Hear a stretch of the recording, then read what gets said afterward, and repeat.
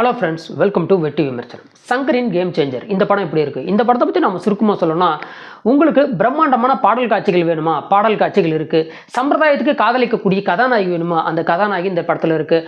அம்மா சென்டிமெண்ட் வேணுமா? அம்மா சென்டிமெண்ட்டும் இருக்குது. அரசியல்வாதிகள் செய்யக்கூடிய எக்கச்சக்க கேனத்தனம் வேணுமா? அந்த கேனத்தனமும் இந்த படத்தில் இருக்குது. அதோடு உங்களுக்கு நல்ல தூக்கம் வேணுமா? கண்டிப்பாக இந்த படத்துக்கு போனீங்கன்னா உங்களுக்கு தூக்கமும் இருக்குது. ஆனால் இந்த படத்தை பொறுத்த மட்டும் லாஜிக் மிஸ்டேக்கின் உச்சம் இந்த படம் அப்படின்னு சொல்லலாம். அப்போது இந்தியன் 2 அளவுக்கு இந்த படம் மொக்கையாக இருக்கான்னு கேட்டிங்கன்னா அந்த அளவுக்கு இல்லை. ஆனால் அதுக்கும் மேலே ஒரு சில விஷயங்கள் இந்த படத்தில் இவங்க செஞ்சு வச்சிருக்காங்க அப்படின்னு நாம் சொல்லலாம். உதாரணத்துக்கு கலெக்டருக்கும் முதல்வருக்கும் இருக்கக்கூடிய பவர் என்னென்ன அப்படிங்கிறதெல்லாம் நமக்கு நல்லாவே ஆரம்ப காலத்தில் புத்திசாலித்தனமாக பாடம் எடுக்கிறாங்க. ஆனால் கிளைமேக்ஸுக்கு கொண்டு வரும்போது மட்டும்தான் கேனத்தனமாக முடிச்சிருக்காங்க அப்படின்னு தான் நம்ம சொல்லி ஆகணும். ஒரு போலிங் ஆஃபீஸர் இருக்கக்கூடிய இடத்துல, அதாவது ஓட்டு எண்ணிக்கை நடத்தக்கூடிய இடத்துல அளவுக்கு அதிகமாக வன்முறை நடந்தால் துப்பாக்கி சூடு நடத்தலாம் அப்படிங்கிற ஒரு சட்டம் இருக்குது. இவ்வளோ விஷயத்த சொன்ன இவங்க கடைசியாக அந்த விஷயத்தை மறந்துட்டு நம்ம எஸ்ஜே சூர்யா வந்து சமுட்டி எடுத்துகிட்டு வந்து போலிங் ஆஃபீஸுக்குள்ள பூந்து எல்லாம் ஓட்டு போட்டு அடிச்சு நொறுக்கிறாரு. இதனோட கேனத்தனத்தின் உச்சமாக இருக்குது. ஒரு சிட்டிங் முதலமைச்சர் இப்படிலாம் செய்யலாமா? சினிமா தானே, எப்படி மட்டும் செஞ்சுக்கலாம்னா போதாது.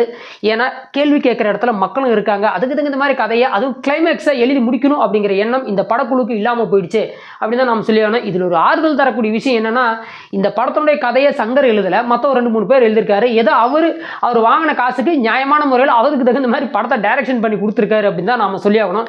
அதோட இந்த படத்தோட பாடல் காட்சிகள்லாம் ரொம்ப ரொம்ப பிரம்மாண்டமாக இருந்தாலுமே பெரும்பாலான பாடல் காட்சிகள் கொஞ்சம் மண்டரவு போடுற மாதிரி தான் இருக்குது. இன்னும் குறிப்பாக சொல்ல போனால் செகண்ட் ஹாப்புக்கு மேலே அஞ்சலியை உள்ளே கொண்டு வந்து அந்த சின்ன பிளாஷ்பேக்கரெல்லாம் வருவீங்களா, அதெல்லாம் படத்தில் இல்லாமலே கூட இருந்திருக்கலாம். இதில் என்னென்னா, நம்ம கதாநாயகன் எலக்ட்ரல் ஆஃபீஸாக வராரு. அப்படி வந்த பிறகு என்ன பண்ணுறாரு, கடைசி அவரே முதல்வர் ஆகிறாரு. இது என்னடா அநியாயமாக இருக்குது? ஏன்டா மனசாட்சியே வேணாமாடா உங்களுக்கு?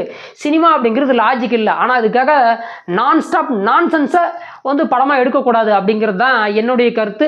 அது மட்டும் இல்லாமல் மக்களுடைய கருத்தாகவும் இருக்கும் அப்படின்னு நான் நம்புகிறேன். இந்த விமர்சனம் உங்களுக்கு பிடிச்சிருந்தா சின்னதாக லைக் பண்ணி ஃப்ரெண்ட்ஸ் அண்ட் ஃபேமிலிக்கு ஷேர் பண்ணி நம்ம சேனலை மறக்காமல் சப்ஸ்கிரைப் பண்ணுங்கள் நண்பர்களே.